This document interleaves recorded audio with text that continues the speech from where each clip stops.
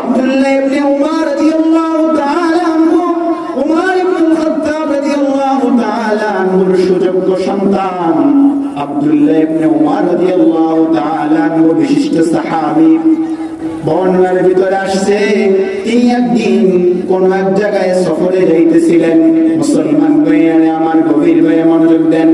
আব্দুল্লাহ ইবনে উমর রাদিয়াল্লাহু তাআলা আনহু তিনি একদিন মরুভূমিতে সফর করতেছিলেন।